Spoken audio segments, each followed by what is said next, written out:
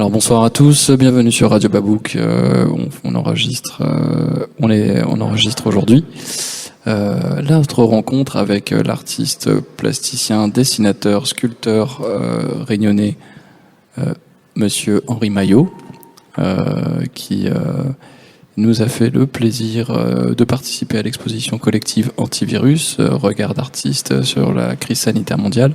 Et il a proposé pour cette exposition une série de 49 dessins qui correspondent à autant de jours de confinement, à quelques jours près. Et voilà, et puis on est très heureux de le recevoir aujourd'hui. Il y a des gens qui sont venus là pour échanger, pour en savoir un peu plus sur son travail, savoir qui il est et ce qui l'anime. Voilà. Donc bonsoir Henri. Bonsoir. Alors moi en fait, puisque je dois un peu dire qui je suis et ce que je fais, moi de formation, je suis plutôt sculpteur, à vrai dire. Comme tout le monde, j'ai d'abord été peintre parce que c'est beaucoup plus facile d'être peintre que d'être sculpteur. On peut peindre sur la table de sa cuisine lorsqu'on est étudiant, par exemple, et débarrasser la table pour passer à table, puis la remettre après et travailler encore jusque très tard. C'est plus facile d'être peintre que sculpteur, parce que la sculpture, on fait de la sculpture forcément. Hein. On fait du modelage en petite dimension, on prend des bouts de bois, on les sculpte. Moi, lorsque j'étais adolescent, j'étais le grand spécialiste des sculptures dans l'écorce de pin. Si vous êtes déjà allé dans le sud de la France, il y a des pins magnifiques et il y a une écorce. L'écorce du pin est absolument extraordinaire parce qu'elle est assez épaisse, elle est par morceaux. Et elle est assez épaisse, elle est sanguine, couleur sanguine, elle sent très bon, et c'est un bois extrêmement tendre. Donc j'étais spécialiste, lorsque j'étais adolescent, de sculpture avec mon opinel. Je sais pas, j'ai dû avoir dans ma vie au moins une dizaine d'opinels, parce que c'est un couteau extraordinaire, mais qui se perd. Mais on peut en racheter un autre, il n'est pas cher, et il est très facile d'utilisation, et il coupe très, très bien. On se coupe beaucoup d'ailleurs. Donc j'ai commencé en fait la sculpture à faire des petits sujets, à faire des bateaux, beaucoup de bateaux, parce qu'on peut creuser, on mettait des voiles, et j'en ai fait beaucoup pour mes camarades de colonies de vacances par exemple. Voilà. Et ensuite, donc moi j'ai une formation, en fait j'ai été prof. J'étais prof d'art plastique pendant une bonne dizaine d'années, après j'ai démissionné. Parce que il fallait bien répondre, je veux dire, au désir des parents. Mais qu'est-ce que tu vas faire dans la vie? Artiste, c'est quoi ça? Et ainsi de suite. Enfin, on connaît tous la réponse. Donc, j'ai passé le CAPES, j'ai été prof, patati patata. Ça a duré 10 ans. Et au bout de 10 ans, un peu plus, peut-être 15 ans, une fois que mes enfants étaient grands et autonomes, je me suis dit, vivons notre vie, car on n'en a qu'une, autant la vivre avec intensité. Et j'ai toujours pensé que ça m'était toujours moins très compliqué que d'être artiste à mi-temps. Mais ceci dit, je comprends parce que lorsque j'étais prof, en même temps, je développais une pratique d'artiste. J'ai commencé comme peintre, une exposition, et après je me suis intéressé beaucoup à l'espace public. Parce que les galeries, en fait, ça m'a vite gonflé. Hein. Ceci dit, ça marchait très bien puisque ma première exposition qui était au Maître contemporain à Aix-en-Provence, j'étais peintre hyper réaliste. Je faisais une peinture très très léchée et ça, j'ai tout vendu pratiquement. Donc j'aurais pu continuer, mais bon.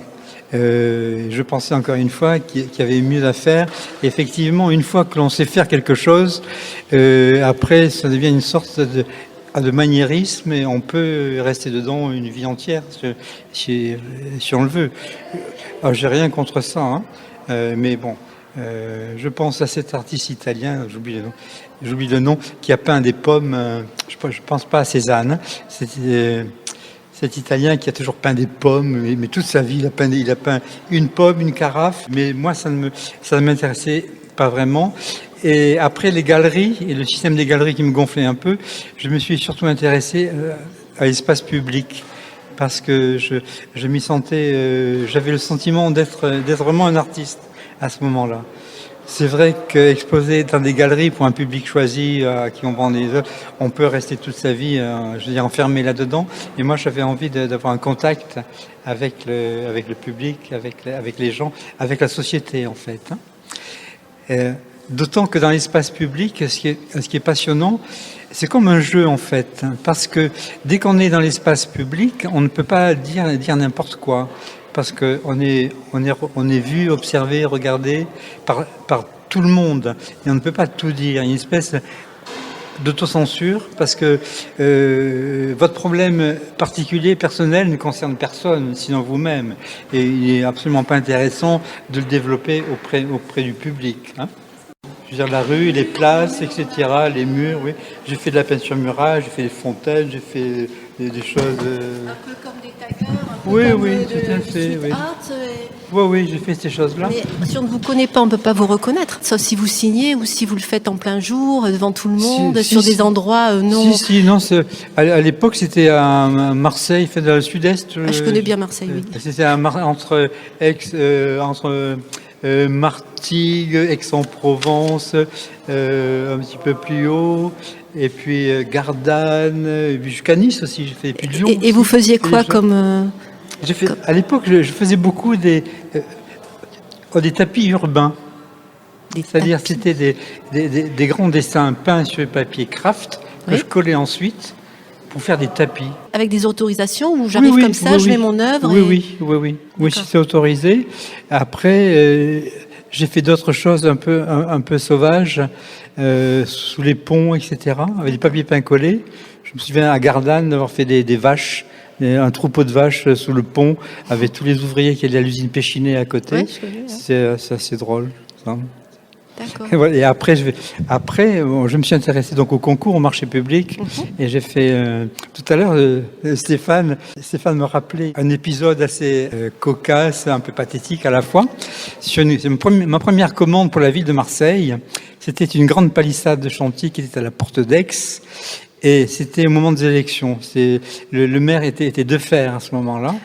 Sans dire, voilà votre âge, c'était les années combien? 83 précisément. D'accord. Oui, bon, j'étais encore à Marseille, mais j'ai pas souvenir. Enfin, j'étais entre Marseille et Aix-en-Provence, donc j'essaye de me représenter les lieux. Je vois très bien la porte d'Aix. Et donc on était deux. C'est une association qui s'appelait République 116 parce qu'on avait notre atelier 116 rue de la République à Marseille et le jeu de mots République 116 c'était assez drôle. Donc on avait fait cette grande peinture qui était importante, palissade qui faisait 64 mètres de long sur 4 mètres de haut en moyenne. Donc c'est une grosse tartine, la porte d'Aix. La porte d'Aix à Marseille, tu connais, non, peut-être? Lorsqu'on arrive dans Marseille venant de Paris, enfin du Nord, ou d'Aix-en-Provence, on arrive à la porte d'Aix. Sorti l'autoroute Nord. C'est l'autoroute Nord qui arrive pratiquement au centre-ville, à 5 minutes à pied du Vieux-Port. Et donc, on a eu cette commande. C'est une palissade de chantier, et il fallait parler de Marseille, de la Méditerranée, etc. Et nous avons fait, c'est moi qui les ai peints d'ailleurs, deux palmiers, pas plus. Hein. Et ça a fait un scandale. Ça a fait un scandale parce que toute l'élection à Marseille à ce moment-là, sur Defferre, s'est jouée sur le racisme. Ah bah oui. Il y en a marre des Arabes à Marseille, et voilà que Defferre, il nous met encore des palmiers, c'est pour les Arabes, c'est pas pour les Marseillais, etc. Donc, rendez-vous dans le cabinet de Defferre, où on nous demande de remplacer les palmiers par des platanes. C'est pas du pagnol, c'est vrai. Hein. On nous a demandé de remplacer les palmiers par des platanes. Il faut se dire que c'est entre les deux tours des élections. Donc la palissade a été installée. Defferre voulait avoir un centre-ville, la porte d'Aix qui est marquée arabe. Hein. Aujourd'hui, ça a changé. Hein. Bah, c'était les quartiers maghrébins, en fait, avec la porte d'Aix, les boutiques, Belzins, etc. Oui, c'était très maghrébin. Et donc, ça faisait un peu trop arabe. Et il y avait la pression de l'extrême droite.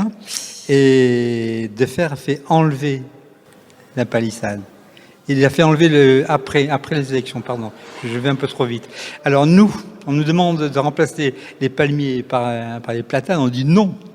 Vous rêvez, monsieur Defferre. Nous remplacer non. Et en fait, on a organisé avec tous les copains marseillais, tous les copains artistes de Marseille, c'est nombreux, hein. Il y avait, je sais pas, plus d'une centaine de personnes, voire plus. On a fait un décanissage sauvage. Parce que la ville avait mis des plastiques et des barrières devant la palissade pour pas qu'on voit les 2 palmiers. Donc nous, on les a enlevés. Et la réponse ne s'est pas fait attendre. De faire a été élu après un attentat à la synagogue, quand même, tu vois, pour dire un peu l'ambiance qu'il y avait à ce moment-là. Et dès le lundi matin, la palissade était enlevée. Hop. Il y a un article dans Libération, 2 pages, hein, dans Libé. Les Marseillais ne peuvent plus voir les palmiers en peinture. Tu remplaces palmier par arabe, ça te donne le fond de l'article.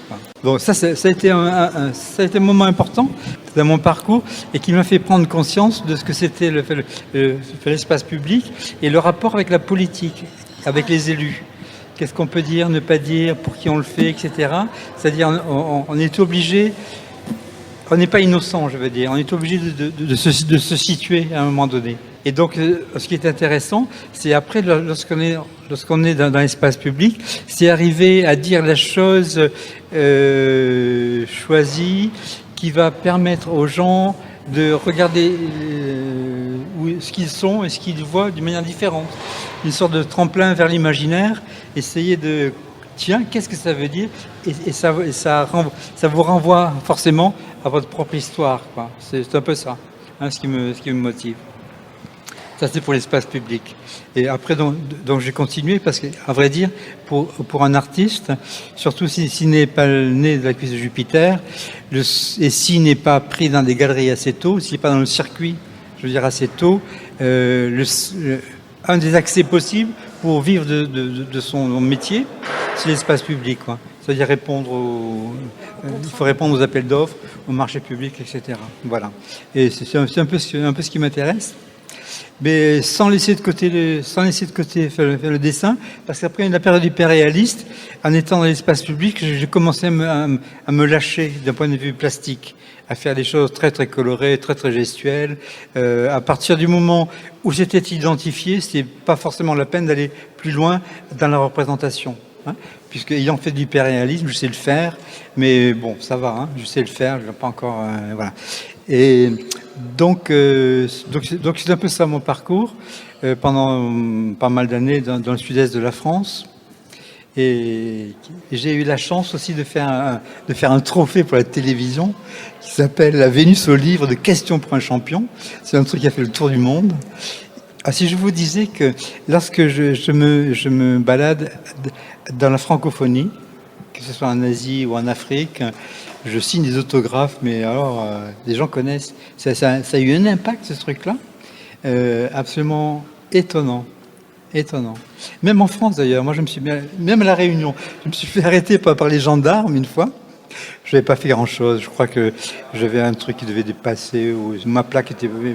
Il y a un détail. Le gendarme m'arrête. J'avais des cartes postales de la Vénus des questions pour un champion. Ah, je lui ai dit, je me suis présenté. Je lui ai filé une carte postale, un autographe. Il m'a dit, Monsieur Maillot, je vous en prie. Allez-y. C'est assez drôle, je trouve. Bon, maintenant c'est un peu terminé puisque depuis 4-5 ans, il ne délivre plus de trophées. Donc ça passe un peu... Mais c'est un moment très très intéressant. Et c'est du grand public. Et effectivement, alors, j'ai porté un peu ce trophée comme une croix, un petit peu, parce que dans le milieu de l'art, comme le sport d'ailleurs, hein, dans le milieu de l'art, ce qui est trophée, ce qui est sportif et tout ça, il n'y a pas d'écho. C'est même c'est mal perçu faire des trophées. Voilà, il faut s'appeler César, quoi. Oui, voilà ce que j'allais dire, César. Ouais, il faut s'appeler César. Voilà, mais bon, mais c'est bien juste. Encore que il y a eu une exposition de trophées qui s'est déroulée en Belgique. C'est Question pour champion. Enfin, c'est la production qu'il avait organisée. Et j'étais donc à côté de César. Il y avait le set de Mathieu, le peintre Mathieu. Vous connaissez ? Il avait fait un set très très à sa manière un peu lyrique là. Et il y avait donc mon trophée, puis d'autres encore. Voilà, ça c'est mon côté grand public. Et j'ai fait un truc aussi, ça a duré une vingtaine d'années quand même, je veux dire Question pour un champion. Et j'ai fait aussi pour Marseille et pour le mondial à pétanque à Marseille, l'affiche la plus longue du monde, comme disait monsieur, comment il s'appelait lui, Montana, qui était le grand maître de cérémonie du mondial à pétanque à Marseille. J'ai fait de l'affiche, j'en ai fait 4 en fait, pendant 25 ans à peu près. Ça a duré à peu près 25 ans. Et chaque été, première semaine du mois de juillet, de Montpellier jusqu'à Nice, il y avait le 4x3 avec mon affiche. Ça a duré 25 ans. Voilà. Donc, moi, j'ai un goût quand même pour le grand public et j'ai l'impression que je comprends ce qu'il faut dire. Je comprends, sans vraiment le rechercher, mais je le ressens. Voilà. Donc après cela, je continue ma vie d'artiste. Je fais pas mal de choses dans le sud de la France, à Lyon également. Je me suis promené un peu à l'étranger. Et après, je suis revenu à La Réunion parce que l'école des Beaux-Arts s'est ouverte. Nous sommes en 91. Et Alain Séraphine me sollicite pour venir comme enseignant à l'école d'art. Et j'y suis resté 10 ans en fait. J'ai quitté l'école en 99, au bout de 8-9 ans. Toujours pour les mêmes raisons. C'est-à-dire, au bout d'un moment, parce qu'une école d'art, ils sont partis, mes ex-étudiants, ils sont partis. Banor était mon étudiant, bon ouais. Et puis Yanis aussi. En fait, l'école d'art, même si c'est intéressant, parce que les étudiants, ils en demandent plus que les collégiens, sûrement parce qu'ils sont là d'une manière volontaire et il faut y être quoi. On peut pas leur raconter n'importe quoi. Il faut se documenter, il faut alimenter le propos, quoi. Et donc ça demande beaucoup d'énergie. Et au bout d'un moment, ça m'a bouffé un peu trop mon énergie et je décidé d'arrêter pour exister uniquement par mon métier de plasticien. Voilà. Et depuis, je continue et j'espère que ça durera le plus longtemps possible. Voilà, c'est biographie légère. Hein. Qu'est-ce que vous appelez la période impérialiste? Hyperréaliste. L'hyperréalisme, c'est une peinture photographique en fait. D'ailleurs, on travaille toujours à partir de photographies. On les projette, on les agrandit. Mais après, c'est un travail c'est la solitude du peintre hyperréaliste de fond, quoi. Hein. C'est un travail extrêmement long, mais c'est intéressant. Hein. Je ne regrette pas, je fais ça pendant 4-5 ans. C'est intéressant. Mais bon, ça va. J'avais une autre question. Oui. À quel moment on sent qu'on devient artiste? C'est-à-dire qu'on commence. On ne se pose pas la question. On peut être technicien, on peut être dessinateur très technicien, peintre très technique, on peut être sculpteur très technique. Mais à quel moment on va basculer en disant je suis créatif, je vole de mes propres ailes, je vais faire quelque chose? Ça dépend de chacun en fait. Ça dépend de chacun. Parce que sur tous vos étudiants qui sont passés à l'école, il y en a combien qui sont réellement artistes? Il y en a peu. Et que sont devenus les autres? Des profs de plasticiens ou Encore que. Je me souviens, lorsque j'étais à l'école, il y avait une étude qui avait été faite par le ministère et qui disait que sur tous les étudiants diplômés, 85% travaillaient dans le champ artistique. Bon, le champ artistique est large, hein, entre les décorateurs, les étalagistes, les affichistes, les graphistes, c'est assez large. Par contre, des gens qui vivent de leur art comme un artiste avec un grand A, il y en a peu. Il y a peut-être 5%, peut-être, ce qui est peu.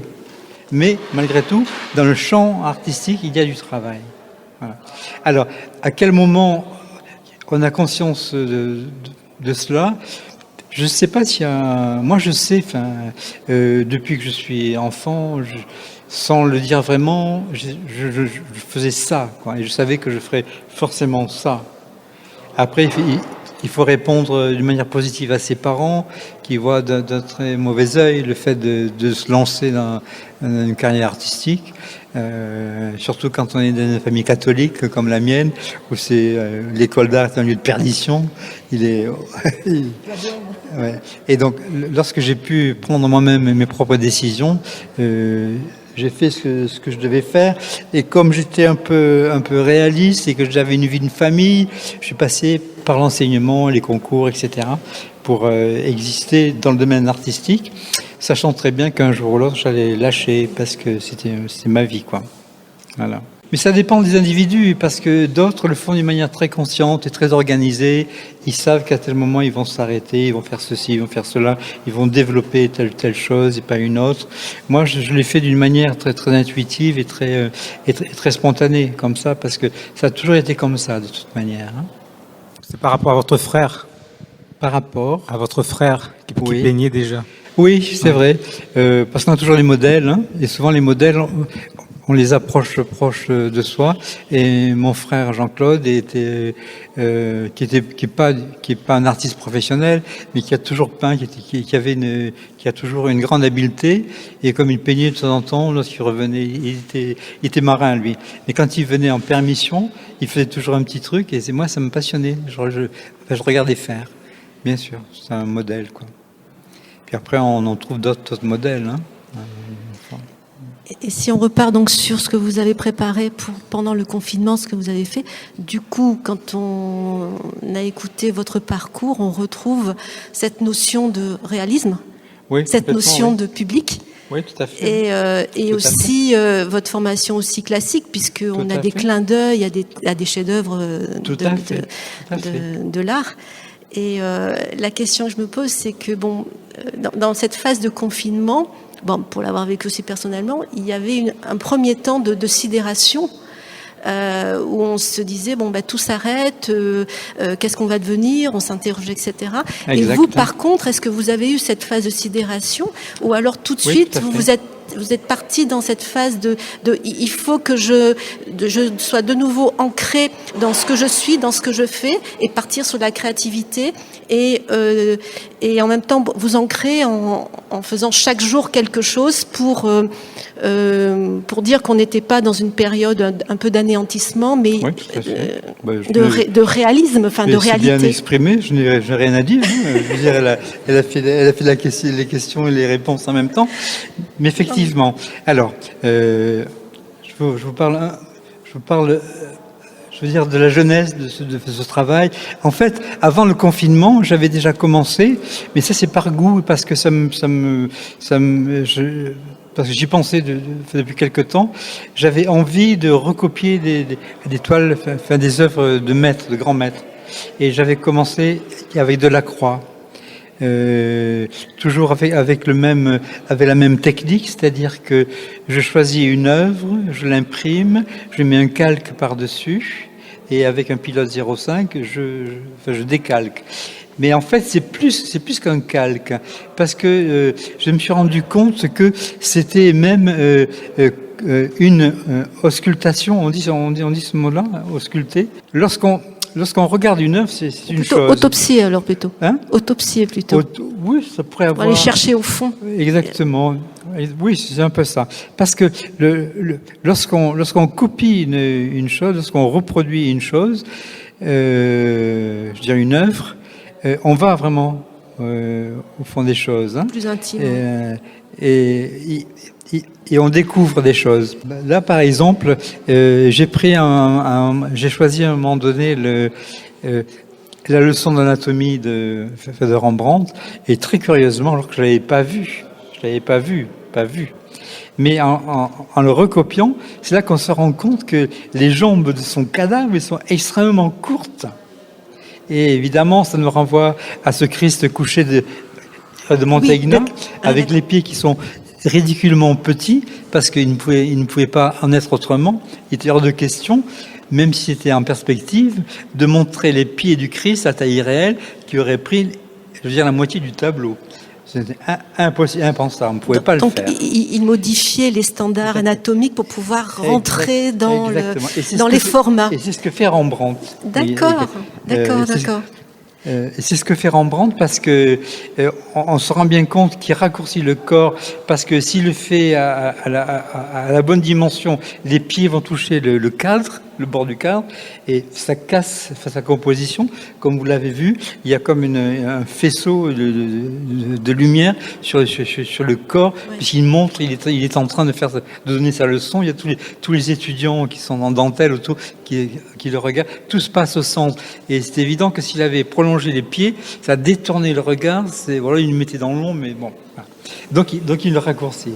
Et moi, ce qui m'a intéressé, c'est faire un peu ce voyage à travers des œuvres, parce qu'on les observe différemment. Lorsque je fais Jéricho, le radeau de la Méduse, oui. Et c'est bien que vous parliez là je réponds un peu à votre question, c'est ce moment de sidération est là, effectivement. D'accord. Parce que mon propos, je veux dire au départ, c'est pas de faire des dessins, une œuvre sur le confinement. Mon idée, c'est la sidération, c'est d'être dans le confinement. Et évidemment, je vais chercher à ce moment-là des œuvres dont j'ai besoin et qui servent à conjurer un peu cet état de sidération. C'est pour ça qu'il y a Jéricho, le radeau de la Méduse, oui. Avec l'amoncellement de cadavres.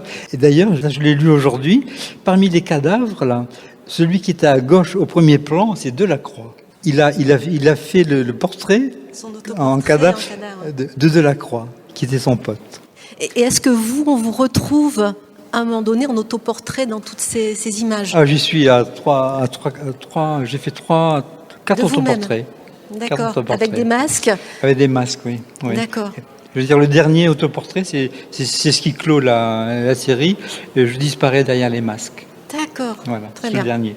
Très bien. Et alors, vous avez même retransmis aussi les relations dans les couples. Oui. On retrouve ça. Et aussi plein de parodies autour des masques. Hein. On retrouve oui. Ça vient après. Oui. Ça devient à la limite, on va dire caricatural, une moquerie, enfin un côté absurde. Oui, parce que peut-être à un moment donné dans le confinement, faut porter des masques, faut pas en porter. Il faut faire telle technique, on change de technique. Alors du coup, tout le monde est perdu et on se moque justement de cette période de changement de masque et de position. Voilà. Puis après, vous avez aussi la naissance du monde. Oui. Vous avez là, c'est aussi c'est parti dans tout ce qui est un peu satirique finalement. Des moqueries, Oui. Alors, en fait, donc il y a ça c'est assez bien observé de votre part. Il y a cette première période de sidération où je vais puiser, où je vais chercher des œuvres qui vont m'entourer. Et d'ailleurs, c'est un travail tout à fait intéressant parce que lorsqu'on observe des œuvres, et d'ailleurs, c'est intéressant de se rendre compte que les choix que l'on fait ne sont pas totalement gratuits.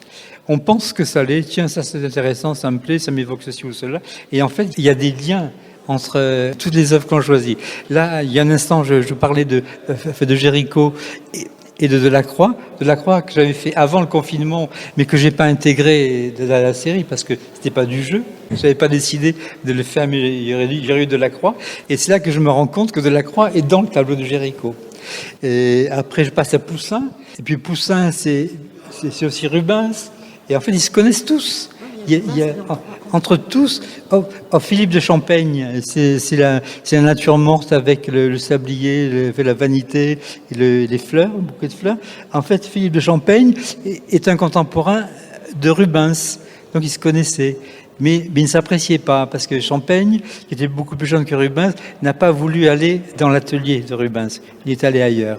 Et ainsi de suite. Comme ça, il y a des liens tout à fait intéressants. Donc ça, c'est la période de sidération. Et c'est à partir du dessin numéro 20, je crois, avec la Chine. Il y a le 4x3 avec le président et une femme qui passe en moto devant et qui porte un masque. C'est le premier masque que je dessine. Et là, c'est la fantasmagorie à partir du masque. Et comme vous le disiez, je m'amuse un peu avec. J'essaie de trouver des situations qui soient non pas cocasses, mais parfois terrifiantes quand même, mais qui sont un peu voire surréalistes. Ça joue sur un niveau où il peut y avoir du malaise. C'est assez curieux. Moi-même parfois, et c'est peut-être le côté surréaliste un petit peu, où je suis spectateur de ce que je produis moi-même, quoi. Alors, comme Madame l'a très bien dit, on retrouve toutes les étapes en fait de votre vie tout au long du. C'est-à-dire l'hyperréalisme, ensuite l'abandon de cette technique, l'espace public, toutes ces étapes en fait se retrouvent ici. Et curieusement, dans un moment de confinement, c'est-à-dire un moment où on a le temps de revenir sur soi. Et donc, exactement. Est-ce que Au fond, est-ce que c'était conscient, cette démarche de revenir sur son propre travail? Est-ce que c'est une conséquence du confinement? Oui, tout à fait. C'est une démarche qui se nourrit d'elle-même. Donc, lorsqu'on on revient, même sans le savoir, sur ce qu'on est réellement et sur ce que l'on pense réellement. Ça me paraît évident. Oui, c'est bien observé, oui, bien sûr. Ah, il y a autre chose aussi qu'on remarque, c'est votre façon de dater à la manière d'un prisonnier, tel qu'on voyait sur les murs d'une cellule, où on met des bâtons et on raye. Et notion d'emprisonnement lors du confinement. Donc c'était aussi un choix. C'est venu spontanément, ou vous êtes dit, dès le début, je suis le prisonnier qui s'évade par le dessin. Exactement. Et qui... C'est formidable. Justement, vous avez questions et réponses à tout. C'est formidable. Est-ce qu'il y a un côté filmique dans la succession des tableaux? Si on parle de film, ça voudrait dire qu'il y a un scénario. Et en fait, comme on vient de l'exprimer, le scénario, il se fait un peu à mon insu. Il se fait parce qu'il doit se faire, parce que c'est moi qui le fais. Et je suis confiné et je suis en espèce de quête un peu, une quête intérieure. Comment se sauver, quoi, au fond. Hein. Et s'il y a un scénario, je veux dire, c'est celui-là. Mais ça devrait donner lieu, parce qu'on me l'a suggéré, de faire plutôt un livre, ou alors si c'est en vidéo, on ferait qu'on puisse tourner les pages d'un livre. Je pense que ce serait plutôt ça, plutôt que de faire un livre imprimé. Moi, je verrais plus un livre qu'une vidéo, quoi. Ouais. Et donc la suite, le déconfinement, vous le ressentez comment? Parce que là, du coup, on est sur le confinement. Et le deuxième tome serait le déconfinement et... Alors... Voilà, ce phénomène de libération, de débridement, avec à la fois la peur du lendemain. J'ai failli commencer une série sur le déconfinement. Et en fait, j'ai fait un dessin. Et après, je me suis arrêté. Je vais vous décrire le dessin. Ce qui m'a intéressé et puis choqué à la fois et démoralisé, c'est pour ça que je me suis arrêté, ce sont des images de gens, voire d'enfants dans les écoles, ou de gens dans les gares, qui étaient inscrits dans un cercle ou dans un carré, comme les enfants des écoles. Ça m'a perturbé, et je me suis arrêté, parce que je me suis dit, si c'est ça le déconfinement, on revient à ce que tu disais tout à l'heure, bon, on verra plus tard, mais ça ne m'intéresse pas réellement. Parce que le confinement est intéressant, parce qu'il y avait une fin. Il y a une fin heureuse, c'est le déconfinement. Mais le déconfinement, comme il a été envisagé, comme il a été présenté, avec toutes les restrictions encore qui étaient là, ça c'était vraiment moins intéressant. Et psychologiquement, moi, ça m'a bloqué, ça. Parce que j'ai pas eu envie de continuer. Enfin, moi, ce que je vois, c'est que votre production pendant le confinement, c'est quelque chose d'intime. Et ce qui se passe maintenant pour les déconfinements, en fait, ça ne vous appartient plus, parce que qu'est-ce qu'on observe? C'est beaucoup de mouvements sociaux, beaucoup d'interdits bravés. Et cette peur du retour au confinement. Donc en fait, c'est plus de l'extérieur. Et vous, finalement, personnellement, ce déconfinement ne vous bouleverse pas plus que ça, comme ça vous empêche de produire, parce que vous n'êtes pas dans cet état d'esprit, vous partagez rien avec ce qui se passe au niveau, ce qu'on nous montre dans les médias et ce qu'on nous montre du public. Parce que tout à l'heure vous parliez de cette communion avec l'espace public. Oui. Et là du coup vous mettez en retrait de l'espace public. Non, je l'oublie en fait. En fait, j'essaie de l'oublier. Hein. Et pourquoi? J'essaie de l'oublier parce que ça m'intéresse pas vraiment. Et c'est évident que si on se projette dans le déconfinement, c'est pas très sain, quoi. Et du coup, votre projet, c'est terminé le confinement. Alors, vous vous projetez comment pour votre création artistique après? Là, je continue comme avant, là. Là, j'ai tout effacé, je continue, là. C'est évident, hein, bien sûr. Et donc, précisément ce que je fais aujourd'hui? Oui. Là, par exemple, je suis en train de travailler. On commence demain. Le maçon commence demain. Je fais une fontaine pour la ville de la Possession, qui va être installée au giratoire Saint-Laurent. Ouais. C'est à la sortie du port. À droite, il y a la rivière des Galets, à gauche, il y a la Possession. Il y a le giratoire qui est là. Donc, on va installer une fontaine. Le maçon commence demain pour faire le bassin, etc. Et d'ici un mois, 5 semaines, ce sera fini, je pense. Bah, écoutez, je suis ravie parce que je passe tous les jours devant. Maintenant, je mettrai un nom sur la création. Parfait. C'est un arbre. C'est un arbre. Je voudrais revenir sur la fin de la série. Oui. Où on observe peu à peu, il y a des éléments plus personnels, c'est-à-dire que on n'est plus dans la reproduction, on n'est plus dans l'autoportrait, oui. Mais il y a votre fille qui apparaît. Oui. Il y a de l'écologie, il y a des animaux qui commencent à apparaître aussi, oui. Et on sent qu'on est sur quelle perspective. Il y a des choses qui s'ouvrent et puis une immense inquiétude en fait, mais qui dépasse le fait politique tel qu'on a pu le voir à la télé, donc on a pu le suivre. On n'est plus dans le récit et à la fin on est dans une projection. Oui, tout à fait. Oui, bien observé. Je n'ai rien à ajouter. Et pourquoi avoir fait sur un tableau une vanité en style mexicain ? En fait, c'est un décor. C'est un décor parce qu'en fait, j'ai trouvé ces 3 nanas sur Internet. Hein. C'est une image Internet. Et j'ai changé le décor. J'ai mis un décor mexicain. C'est une vanité. Hein. D'ailleurs, elle s'appelle Miss Vanité. Toujours avoir ce lien avec le climat quand même du confinement. Il y a plusieurs vanités. Hein. On sait que la vanité, c'est un thème récurrent dans toute l'histoire. Et la vanité, ça parle de nous. Hein. C'est ce que l'on est et ce que l'on va devenir. On est peu de choses en fait, et tout ce que l'on peut faire, ça nous mène forcément au final ad mortem, quoi, vers la mort. Donc il faut se calmer un peu, quoi. Ça veut dire Kamao. C'est ça la vanité. Et justement, pour en revenir à votre parcours, j'ai vu que vous avez fait des sculptures sur l'hommage à Jasmin Géréon. Oui. Et est-ce que justement les gens de Radio Babou, les gens de La Réunion voudraient savoir comment vous avez fait ça, pourquoi, etc. Ah, en fait, c'est un concours. Hein. C'est une demande de la ville de Saint-Denis qui voulait rendre hommage à 2 esclaves qui ont été décapités 1810 après la révolte de Saint-Leu. Ils étaient 2. Et en fait, lorsque j'ai commencé à réfléchir à ça, je me suis dit, c'est pas la peine de faire 2 esclaves, ce serait de l'illustration. En faire qu'un seul, c'est amplement suffisant. Et comment le représenter ? Ils ont été décapités.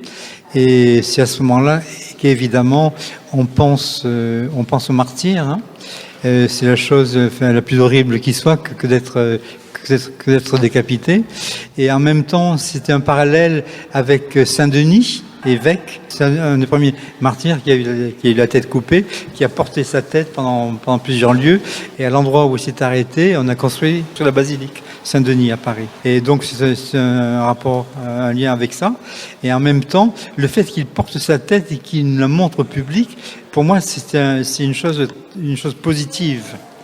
Parce que par rapport aux commémorations en ce qui concerne l'esclavage, je trouve que souvent, on est toujours dans les chaînes, une espèce de souffrance, etc. Et il fallait le dire, je pense, à un moment donné. Il fallait que ça existe, ça. Il fallait marquer ce temps-là. Mais je pense, et moi c'est ce que j'essaie de faire, j'essaie de trouver des images qui soient plus positives.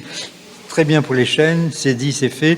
Maintenant, il faut se projeter un peu plus loin et montrer des choses qui vont nous aider à aller plus loin.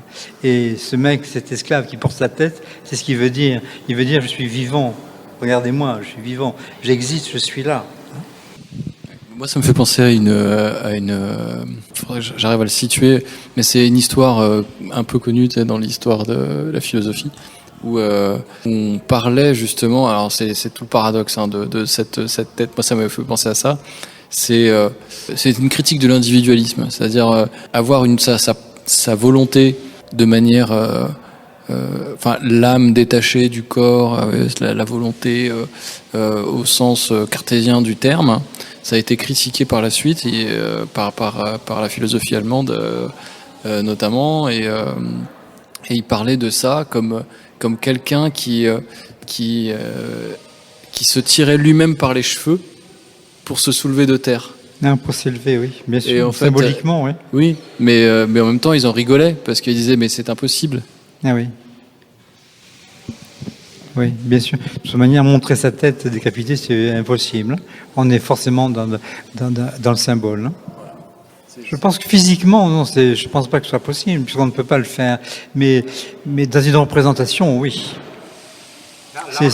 C'est l'objet de je parle du dépassement, justement, du fait de laisser les chaînes et de passer enfin à autre chose, etc. Oui. Je veux dire, tout ce processus Oui. qui est représenté par ce type qui se soulève avec sa propre tête. Oui. C'est drôle parce qu'à la fois symboliquement et dans l'idée c'est tout à fait possible, Oui. dans la représentation c'est possible, mais dans les faits ça ne l'est pas. Et Oui. ça renvoie à la réalité est-ce que ça renvoie pas juste ce paradoxe entre la représentation et la réalité? Oui. Ceci n'est pas une patate douce, hein, qui renvoie au Magritte. Ceci n'est pas une pipe, où Magritte questionne la représentation. Et il dit c'est pas une pipe parce qu'on ne peut pas l'utiliser. Tu vois? Donc il écrit en dessous, ceci n'est pas une pipe. De la même manière que moi, en clin d'œil, je dis, ceci n'est pas une patate douce. C'est une image.